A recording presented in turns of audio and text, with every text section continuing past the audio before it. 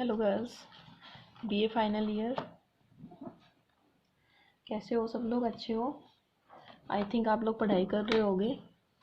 Actually final years की girls पढ़ती रहती हैं, मैंने देखा है, और मैं आप लोगों से हैप्पी भी हूँ। तो हमारी पोइट्री पार्ट हमने स्टार्ट करा था, हमने पोएम्स पढ़ना हमारा स्टार्ट किया है। तो क्या है कि मैंने 2-3 पोएम्स पढ़ा दी आप लोगों को, लेकिन क्या है कि मेरे को थोड़ा सा टाइम नहीं मिल पाया। आई थिंक मैं ये कह सकती हूँ कि मैं आपसे डिस्कस नहीं कर पाई इनके मेन पॉइंट्स के ऊपर, क्योंकि मैं पोएम पढ़ा रही थी पहले। ठीक है, तो आज की क्लास में हम डिस्कशन क्लास है हमारी, हम आज डिस्कस करेंगे। आप लोगों ने कोशिश करी है अच्छे से पॉइंट्स वगैरह बनाने की। 1-2 बच्चों के मेरे पास आए भी हैं, तो कुछ कन्फ्यूजन भी है आई थिंक, मुझे लग रहा है आप लोगों को।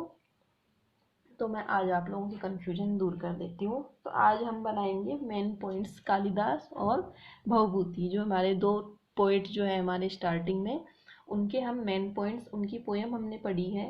दोनों पोएम छोटी छोटी 4-4 लाइन की स्टेंजाज हैं, बड़ी कोई पोएम नहीं है।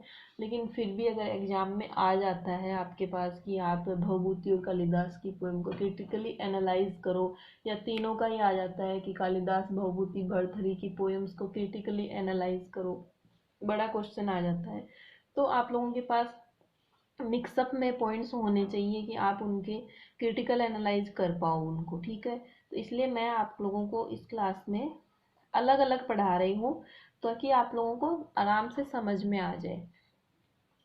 एक साथ फिर आप लोग इनको क्या करना कि तीनों के पॉइंट्स मैं आपको अलग अलग लिखा दूंगी, और फिर बाद में आप इनको बनाना। नोट्स तीनों के अलग अलग ही है, लेकिन अगर एग्जाम में आपका तीनों एक ही साथ आ जाता है, तो आपको सारे टोटल पॉइंट्स को मिक्सअप करके आगे पीछे उनको सेट करके आपको अपने फिर एग्जाम का क्वेश्चन आपको सॉल्व करना है। ठीक है, तो वो आपको समझ में आ जाएगा आप किस तरीके से करोगे, क्योंकि अब आप छोटे बच्चे तो हो नहीं, इसलिए आपको समझ में आ जाएगा। Okay, Kalidas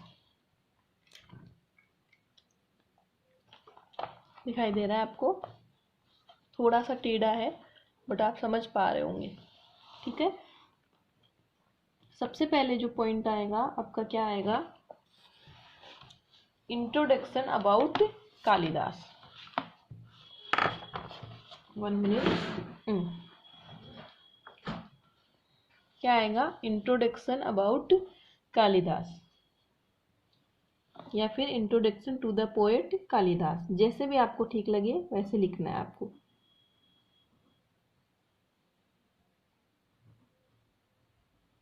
introduction to the poet Kalidas. ठीक है,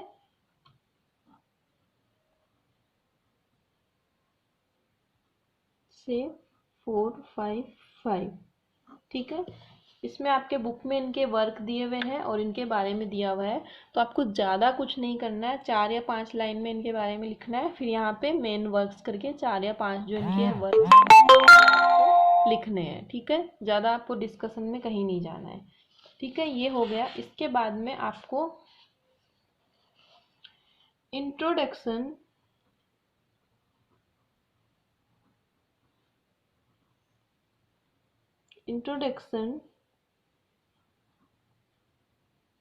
about the poem.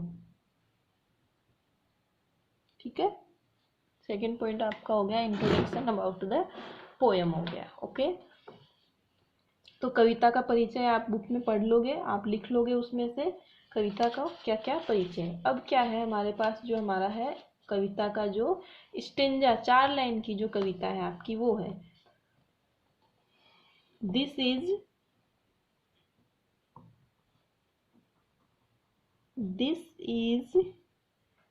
A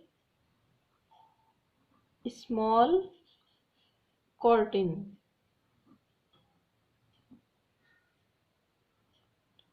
curtain बोलते हैं 4 लाइन का जो स्टेंजा होता है, आप लिख सकते हो STAN, stanza of 4 line.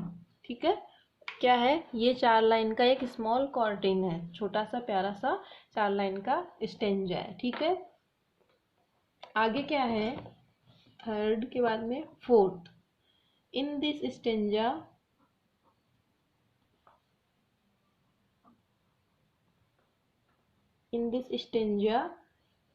we have Kalidas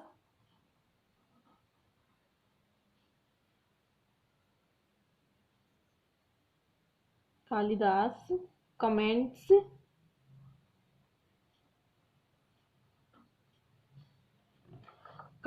on poetry. किसके ऊपर इन्होंने कमेंट्स करे हैं?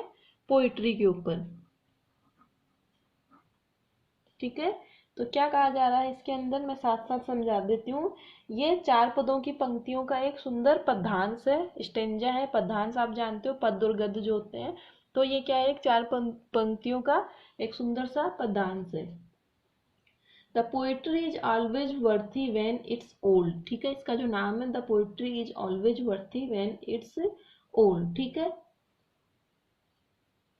किसके द्वारा रचा गया है? ये महान कवि कालिदास के द्वारा रचा गया है। और इसमें किस पे कमेंट किए गए हैं? पोएट्री के ऊपर, मीन्स कविता के ऊपर इसके कमेंट्स किए गए हैं। और क्या बताया गया है इसमें? नेक्स्ट है टाइम। क्या है? टाइम इज द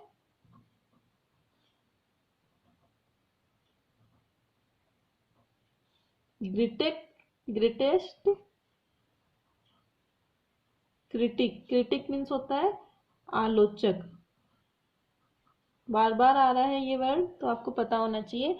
जो क्या है? टाइम क्या है? सबसे बड़ा आलोचक है। किसी भी चीज को एक्सप्लेन करने के लिए वक्त एक ऐसी चीज है जो कितनी भी कुछ भी हो जाए, वक्त के अकॉर्डिंग ही हम उसको एक्सप्लेन कर सकते हैं। वक्त हर चीज को समझा देता है अपने आप ही, कोई जरूरत नहीं होती किसी चीज को समझने की। ठीक है, ठीक है, time is a greatest critic. 5 हो गया। 6 नंबर पे इसमें है, हम देख रहे हैं a worthy poem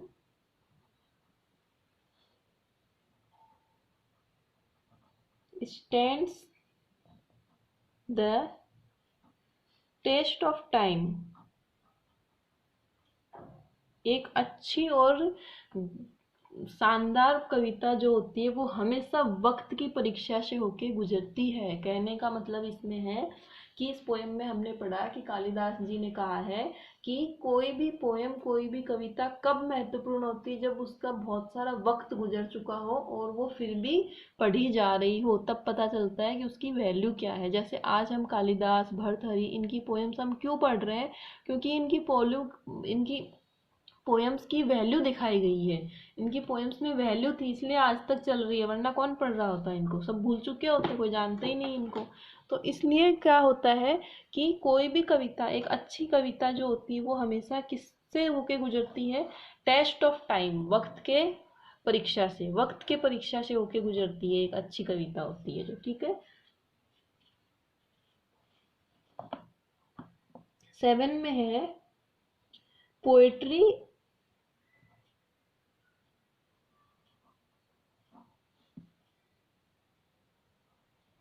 is very remarkable.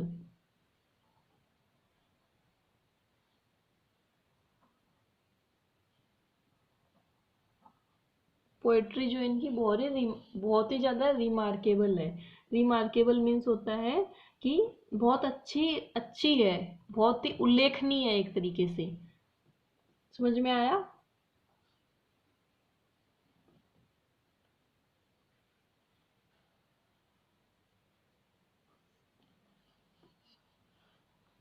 Seven के बाद में 8 नंबर पे हम क्या देखेंगे? Time act time acts as a fluttering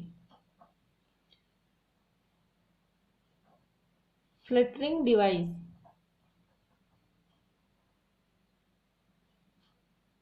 वक्त क्या है? हमेशा एक छलनी की तरह, सॉरी हिंदी खराब है मेरी। छलनी की तरह रिमार्केबल मीन्स होता है उल्लेखनीय, ठीक है।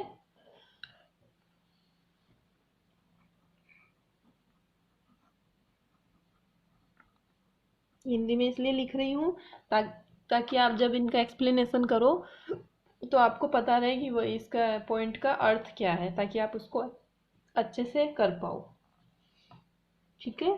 फिल्टरिंग डिवाइस मीन्स जो छानने वाला जो होता है।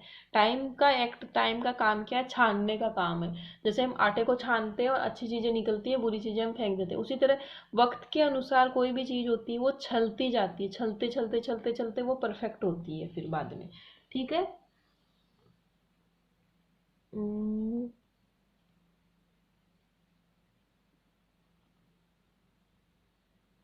और क्या देख रहे हैं हम इसमें? ठीक है, लास्ट हम देखते हैं 9 नंबर पे। इसको संस्कृत से इंग्लिश में ट्रांसलेट किसके द्वारा किया गया? इन सारे स्टेंजा को, ये आपको सब में डालने हैं लास्ट में। This stanza has been translated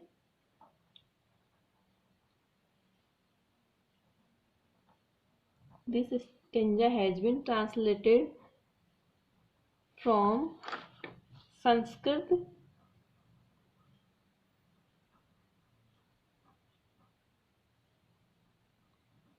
into English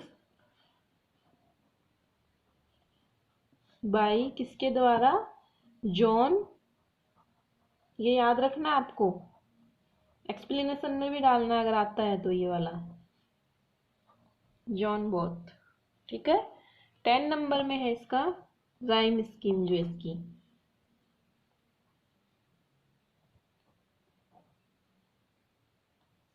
rhyme scheme क्या है इसकी? ए बी बी ए, ठीक है। ये 10 पॉइंट इसमें से निकल के आ गए हैं, काफी है 10, छोटी सी पोएम में से 10 पॉइंट है तो इतने काफी है, ठीक है। नेक्स्ट जो है वो कौन है आपके?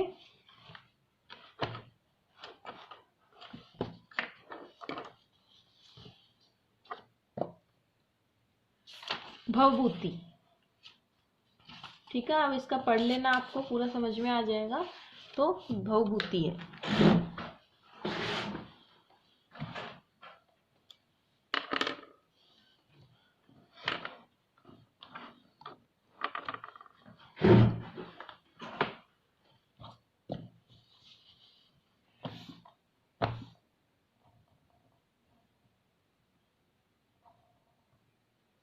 BHAVABHUTI, ठीक है, भवभूति।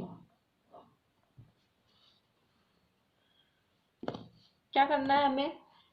कुछ नहीं करना, सेम पॉइंट्स बनेंगे हमारे, वही हम पहले भवभूति के बारे में लिखेंगे।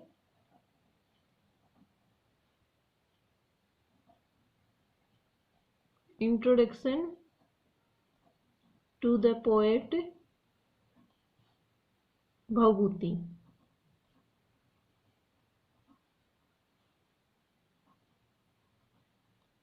ठीक है। भवभूति का लिखना है आपको इसमें, आप बुक में पढ़ लेना इनका, भवभूति के बारे में लिखना है। और इनका क्या लिखना है? मेन वर्क्स आपको जो है इसमें उत्तर रामचरित्र जो मैंने पढ़ाए थे आपको याद होंगे, मालती माधव और महावीर चरित्र, उत्तर रामचरित्र और मालती माधव, 3 इनके मेन वर्क्स हैं, वो लिखने हैं और इनके बारे में लिखना है, थोड़ा सा एक्सप्लेनेशन आपको करना है, ठीक है। इसके बाद में क्या है आपका?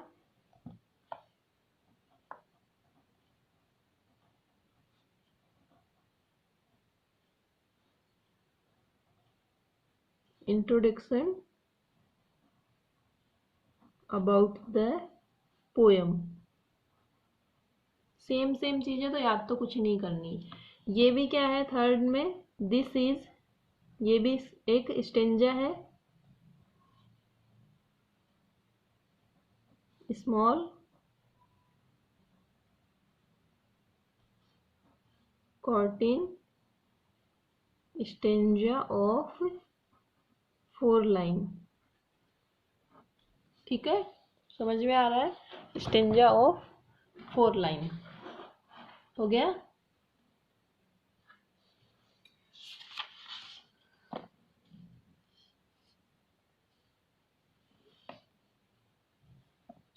इसमें क्या लिखते हैं अब हम 4 नंबर पे, this in this stanza, same वही चीज है, कमेंट्स ऑन पोएट्री। किस पे किया गया है? वही चीज आएगा, इन दिस, लैंग्वेज थोड़ी सी हम चेंज कर रहे हैं, थोड़ी इफेक्टिव लगे। क्वांटेन इज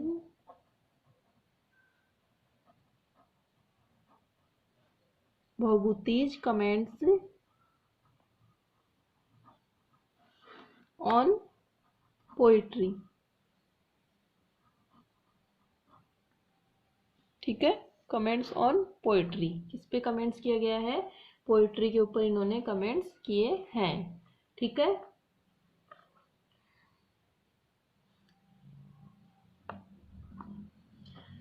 फिफ्थ के बाद में फिफ्थ देख रहे हैं, difference to the adverse indifference, sorry,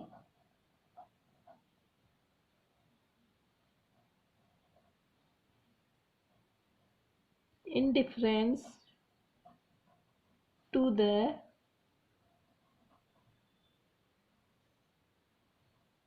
adverse public criticism।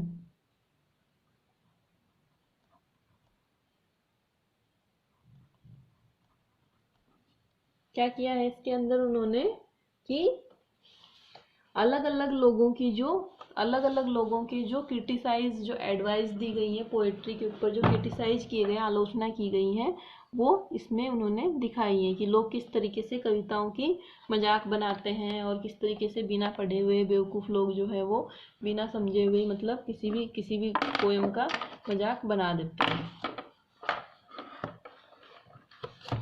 Okay, यहाँ तक आपको समझ में आ रहा है? आगे है 6 नंबर, ही सेज, वह कहते हैं, दैट, क्या कहते हैं वो? He does not care at all, उनको इन सब चीज़ों से कोई भी फर्क नहीं पड़ता। He does not care at all. ठीक है, उनको इन सब चीज़ों से कोई भी फर्क नहीं पड़ता है कि लोग क्या बात बनाते हैं, क्या करते हैं, कुछ भी उनको मतलब नहीं होता है। नेक्स्ट है poetry that's stand the test of time, हमेशा वक्त के, वही बात आ गई, टेस्ट से होके गुजरती है और उसके बाद में वो इमॉर्टल बनती है। Test of time become immortal. Immortal means अमर होना।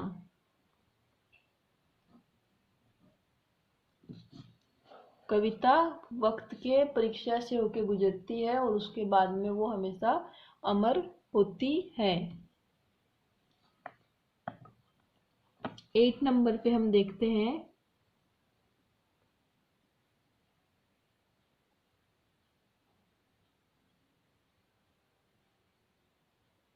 सच critics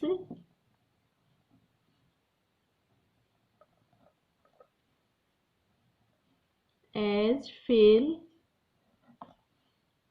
to understand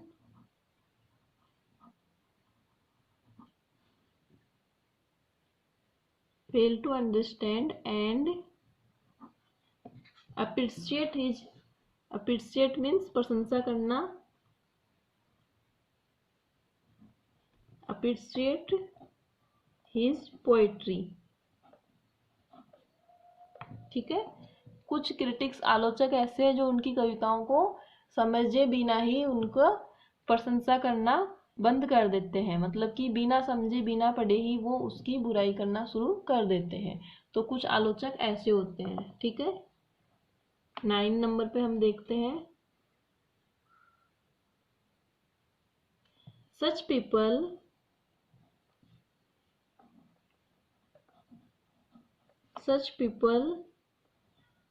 are incapable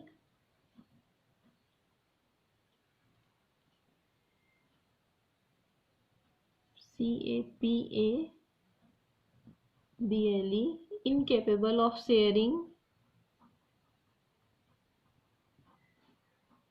the poet's thought,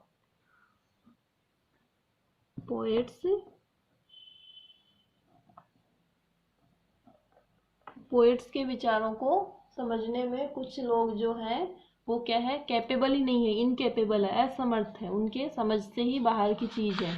और जब किसी को कुछ चीज नहीं समझ में आती है तो सीधा सा बहाना क्या होता है कि बेकार चीज है, बेकार पढ़ाया है या बेकार ने समझाया है, अक्सर ऐसा ही होता है।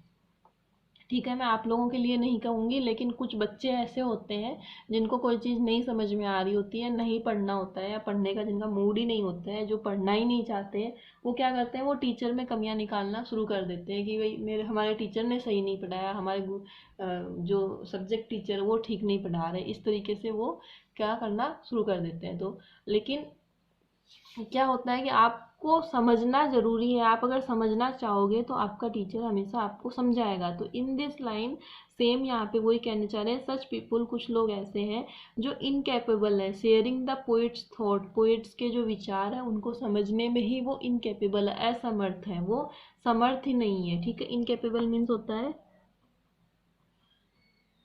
असमर्थ होना। ठीक है, एप्रिशिएट मीन्स प्रशंसा। ठीक है, इमॉर्टल मीन्स अमर, क्रिटिसिज्म मीन्स आलोचना। फिर भी कोई चीज नहीं समझ में आए तो पूछ लेना मेरे से। ठीक है, 9 के बाद में 10 सेम चीज यही है, this stanza has been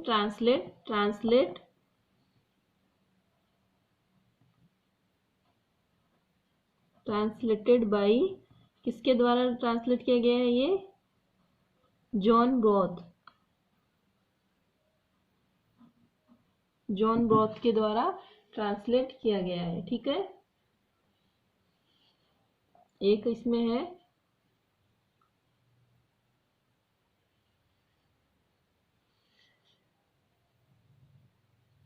optimism, optimism means होता है आशावादी।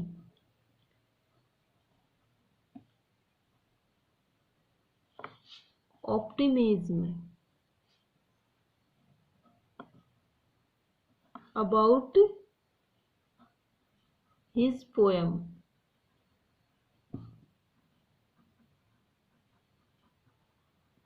आशावादी मीन्स कि आशा होना, जैसे कि उन्होंने बताया था ना इसके अंदर कि एक कोई तो व्यक्ति ऐसा होगा कि किसी दिन उनकी कविता से वो एक दिन निश्चय ऐसा व्यक्ति आएगा। मीन्स इन चीजों में क्या है, आशा है, उनको ऑप्टिमिज्म है कि वो बोलते हैं कि मेरे को कोई फर्क नहीं पड़ता, कोई मेरी कविता समझ रहा है नहीं समझ रहा है, क्रिटिक्स जो आलोचक है वो उसकी बुराई कर रहे हैं, वो बोलते हैं एक दिन ऐसा जरूर आएगा कि कोई एक इंसान मेरी पोएम को पढ़ेगा और लोगों में वो शेयर करेगा। इसका मतलब क्या, उनको आशा है, फ्यूचर से उनको आशा है, तो इसको क्या कहते हैं, ऑप्टिमिज्म मीन्स आशावादी। ठीक है, लास्ट इसमें है राइम।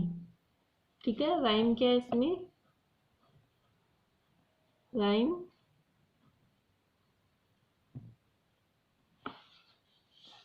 वही है इसकी भी, ABBA।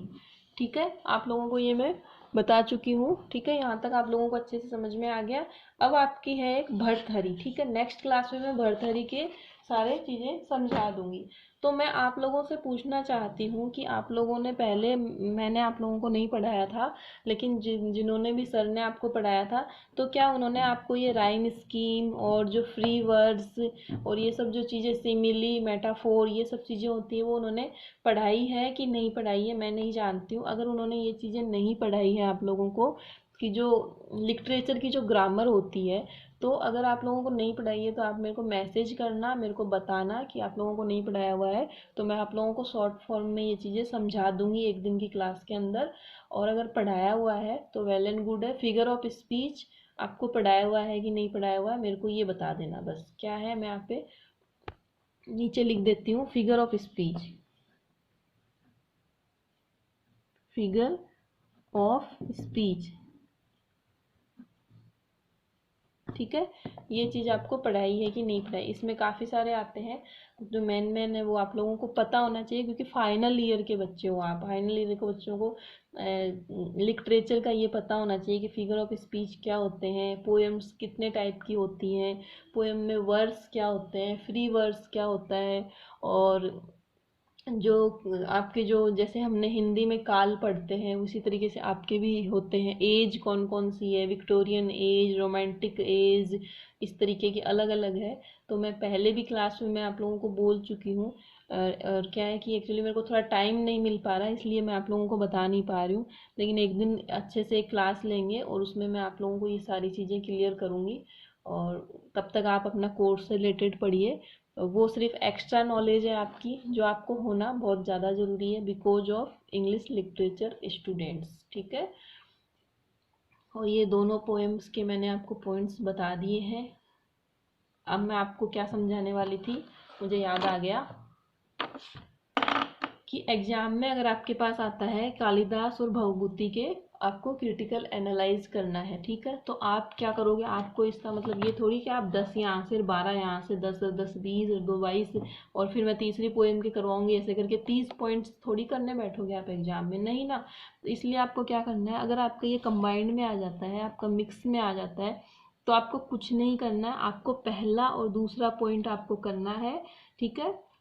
और बहुत शॉर्ट तरीके से करना है, और इनको मिक्स करके ही करना है, मतलब एक तरीके से, ठीक है। फिर इनमें से एक दो पॉइंट उठाने हैं, और इनमें से एक दो कोई भी जो आपको याद हो उस टाइम पे, वो 2 पॉइंट उठाने। लास्ट के जो ये पॉइंट आपने देखे हैं, 1 पॉइंट, 2 पॉइंट, और एक ये है text of time, 7 number point, मैं आपको यहाँ पे टिक कर दे रही हूँ। 10 number, 12 number, 7 number, 1 number, 2 number and 3 number, ठीक है। ये जो पॉइंट है ये आपके सेम है, इनमें आपको कुछ भी चेंज नहीं करना है दोनों में से। बस अगर आपके पास मिक्स में आता है तो आपको इनके अलावा, जैसे 1 2 3 4 5 6 तो ये हो ही गए, दो इसमें से ले लेना आप, 7 8 9 10, और दो उसमें से ले लेना 11 12, इस तरीके से 10 12 पॉइंट हो जाएंगे। तो आप आराम से 4 5 पन्ने आराम से भर के उसमें एग्जाम में आ जाओगे, मे भी शायद आपको कोई दिक्कत नहीं होगी, और आप अच्छे से अपना एक्सप्लेनेशन उसमें वहाँ पे, सॉरी एक्सप्लेनेशन का नाम आ रहा है, बड़ा क्वेश्चन जो आराम से आप कर पाओगे। अभी कोई कंफ्यूजन हो इसमें तो आप मेरे को कॉल, मैसेज, जो भी आपको जब भी ठीक लगे कर सकते हो।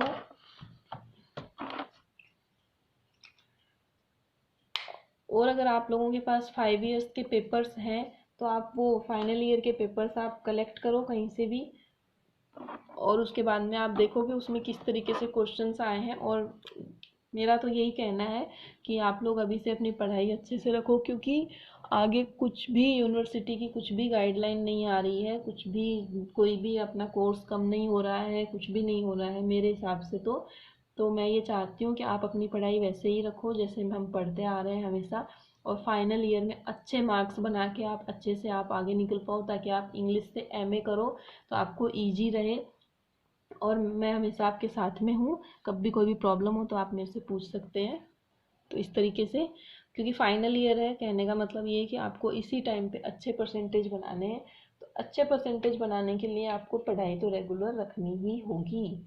एग्ज़ाम का कुछ भी नहीं पता है, मे बी अप्रैल मई कभी भी हो सकते हैं, ऐसा कुछ नहीं है कि आगे होंगे या पीछे होंगे, तो क्योंकि यूनिवर्सिटी 50% कोर्स अभी मांग रही है कि 50% कोर्स हो जाना चाहिए, तो इस हिसाब से हम ये लेके चलें कि शायद एग्ज़ाम आपके मार्च अप्रैल में ही हो सकते हैं। तो उस हिसाब से आप अपनी पढ़ाई को रेगुलर रखो, आपको डिले नहीं करना है बिल्कुल भी। खासकर इंग्लिश में तो आपको बिल्कुल ही नहीं करना है। अगर आप डेली कुछ भी नहीं पढ़ रहे हो तो अपने इंग्लिश की तो डेली की पढ़ाई करनी ही करनी है आपको, ठीक है। ओके, थैंक यू बच्चों, अपना ख्याल रखना। और सर्दी पड़ रही है तो बाहर मत जाना।